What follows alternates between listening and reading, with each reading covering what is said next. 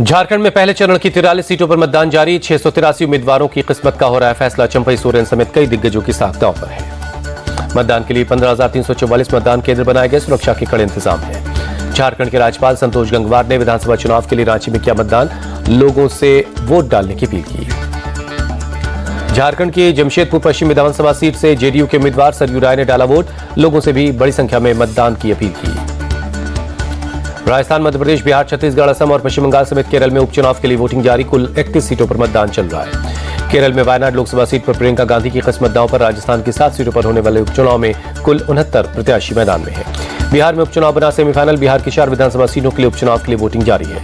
MP के सीहोर की Budhni seat पर भी विधानसभा उपचुनाव जारी। केंद्रीय मंत्री शिवराज सिंह चौहान के बेटे कार्तिकेय चौहान मैदान में है।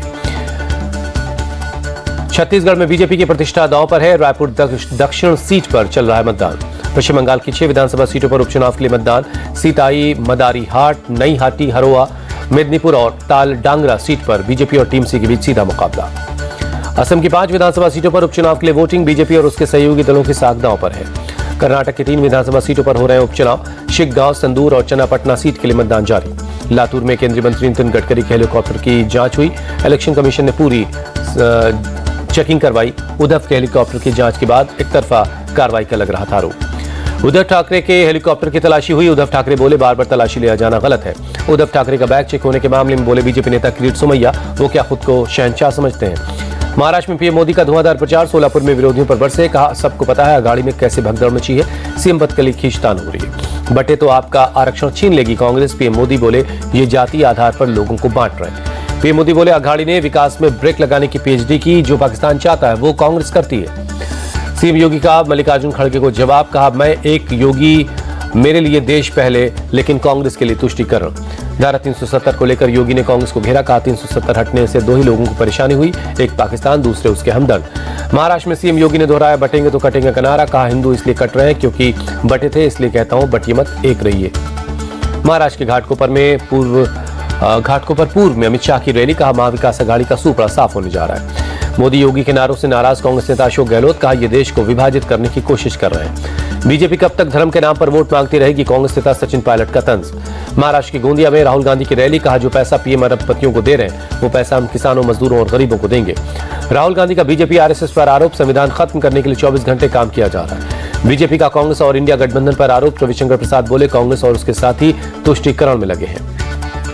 रविशंकर प्रसाद बोले महाराष्ट्र, झारखंड में वोट के लिए चलाया जा रहा है एजेंडा। मुसलमानों से गठबंधन को वोट करने की अपील की जा रही है। केंद्रीय मंत्री नितिन गडकरी बोले महाराष्ट्र में वोट जिहाद जैसा कुछ भी नहीं है। बीजेपी एंटी मुस्लिम है, ये नैरेटिव कांग्रेस का है। बीजेपी और संघ किसी में भेदभाव नहीं करते। बीजेपी नेता शाहनवाज हुसैन बोले बीजेपी के रहते कोई आरक्षण खत्म नहीं कर सकता। एसटी, एससी और ओबीसी आरक्षण जारी रहेगा।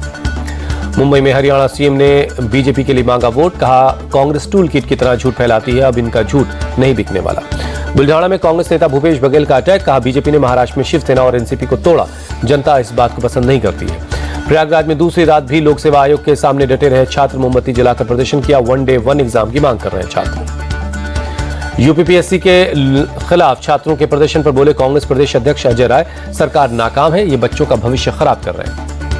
प्रयागराज में छात्रों के आंदोलन के पीछे समाजवादी पार्टी। यूपी सरकार के मंत्री ओपी राजभर का आरोप। गृह मंत्रालय ने बीजेपी नेता शुभेंदु अधिकारी की सुरक्षा बढ़ाई। जेड कैटेगरी की सुरक्षा दी। अब देश के दूसरे राज्यों में भी सुरक्षा मिलेगी। अभिनेता और बीजेपी नेता मिथुन चक्रवर्ती की सुरक्षा बढ़ाई गई। सोशल मीडिया पर धमकी मिलने के बाद सीआईएसएफ ने सुरक्षा बढ़ा दी है। पीएम मोदी 16 से 21 नवंबर तक नाइजीरिया, ब्राजील और गोयाना के दौरे पर रहेंगे। द्विपक्षीय रिश्तों को और मजबूत करने पर रहेगा फोकस। दिल्ली में अंतर सरकारी आयोग 25वां सत्र हुआ। विदेश मंत्री बोले 2030 तक भारत रूस के बीच होगा $100 अरब का कारोबार। भारत के लिए कच्चे तेल, फर्टिलाइजर का मुख्य स्रोत बनकर उभरा है रूस। विदेश मंत्री एस जयशंकर का बयान। सीआईएसएफ को मिली पहली महिला बटालियन। गृह मंत्रालय ने दी मंजूरी। महंगाई ने तोड़ा रिकॉर्ड। अक्टूबर में खुदरा मुद्रास्फीति बढ़कर 6.21% हुई। सितंबर महीने में 5.49 पर थी। भारत और साउथ अफ्रीका के बीच तीसरा टी20 आज सेंचुरियन में रात 8:30 बजे खेला जाएगा मुकाबला। 4 मैचों की सीरीज में दोनों टीमों 1-1 की बराबरी पर हैं। दोनों टीमें जीत के साथ सीरीज में बढ़त बनाने की कोशिश करेंगी।